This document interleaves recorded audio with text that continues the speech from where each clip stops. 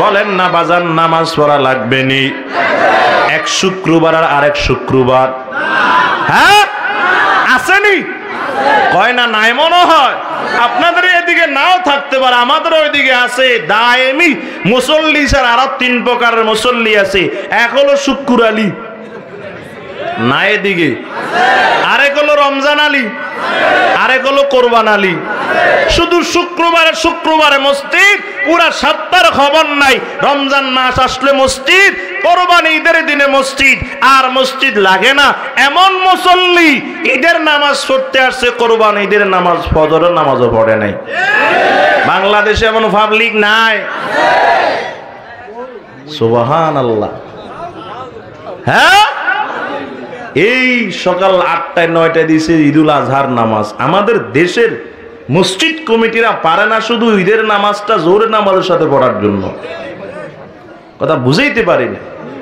ফজর পরে সূর্য উঠবে, আপনার যখন নামাজ পড়া হালাল তখন নামাজ পড়ে ফেলবে না।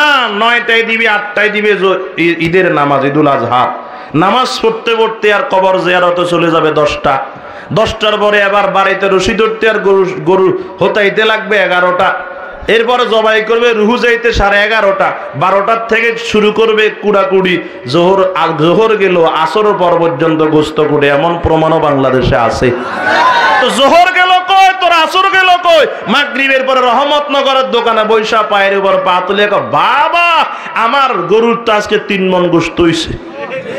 কথা কয় না। কল্পনাও তো করি না এত গোস্ত হবে। যে আল্লাহ তো কোরবানির গোস্তের ভিতরে বরকত দিয়েছে, তোর নামাজ নাই, গোস্ত দিয়ে কি করবি তুই? 1 লক্ষ মণ কোরবানির গোস্ত যদি এক পাল্লায় রাখা হয়, জোহরের নামাজ যদি আরেক পাল্লায় রাখা হয়, গোস্তের পাল্লা ভারী না নামাজের পাল্লা ভারী? হয়তো গরু এটা কিনছ, বিয়াইরা কি কইব কোরবানি না দিনের জন্য কিনছ।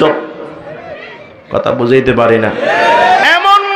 মগা গরু জবাই করছে, যে ফকির আসে কয় এখনো বাঘ গরি নাই, পরে আসিও, পরে আইসা দেখে সব ফ্রিজে।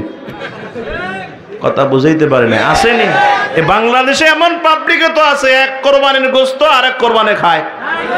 কথা কন না, খায় না? এক ইমাম সাহেবের বক্তব্য, রমজান মাসে দিছে গরুর গোস্ত খানার ভিতরে। এই গোস্ত নাকি প্লাস্টিক এগুলা। ও ছেলেরা জিজ্ঞাসা কিরে তোর বাজার করে না, করছে তো গরুর গোস্ত দিয়েছে, গত কোরবানের ফ্রিজে ছিল, ওগুলো বাইর করে দিছে। আরেক কোরবানের সামনে 2 মাস আছে। আর এটা হলো বাংলাদেশ। আপনার গরুর সব গোস্ত আপনি ফ্রিজে রাখলে গুনাহ হবে, আমি এটা বলতেছি না। আপনি তো দুনিয়ার লাই টাকা দিয়ে সারা বছর তো গোস্ত খাইতেছেন, কিন্তু গরিবেরা তো কিনতে পারে না। গোস্তর দাম 600 700, সোনার বাংলাদেশে 800 হয়। কথা কেন হয়নি? হয়, কিন্তু গরিবেরা তো খাইতে পারে না। আজকে গরুর গোস্ত গুলা দেও না গরিবের। আল্লাহ আপনি আমাদেরকে বুঝার তৌফিক দান করেন। রাগ করতেছেন? আল্লাহ সবাইকে কবুল করেন, জোরে কোন আমিন। তাহলে জান্নাতে যাইতে গেলে নামাজ লাগবে নি? এক কয় ওয়াক্ত? সবাই কয় না, ওই যারা শুক্র আলী এরা কয় না। কয় ওয়াক্ত? আজকে থেকে 5 ওয়াক্ত নামাজ পড়বো। রাজি আছি তো ইনশাআল্লাহ। 24 ঘন্টাকে 2 ভাগে ভাগ করবেন। 1 ভাগে 23 আর 1 ভাগে 1। 1 ভাগে 23 ঘন্টা আর 1 ভাগে 1 ঘন্টা। 24 ঘন্টাকে 2 ভাগে ভাগ করবেন। 1 ভাগে 23 ঘন্টা আর 1 ভাগে 1 ঘন্টা। 23 ঘন্টা নিজের সব কাজে ব্যবহার করবেন, 1টা ঘন্টা আল্লাহকে দিবেন। 5 ওয়াক্ত নামাজ পড়তে সর্বোচ্চ ঠিক করে পড়লে 1 ঘন্টা লাগে। কথা কয় না? 1টা ঘন্টা আল্লাহকে দিয়ে আজকে থেকে নামাজটা আদায় করবেন তো ইনশাআল্লাহ। আল্লাহ সবাইকে আমল করার তৌফিক দেন। আর একটু মহাব্বতে বলেন আমিন।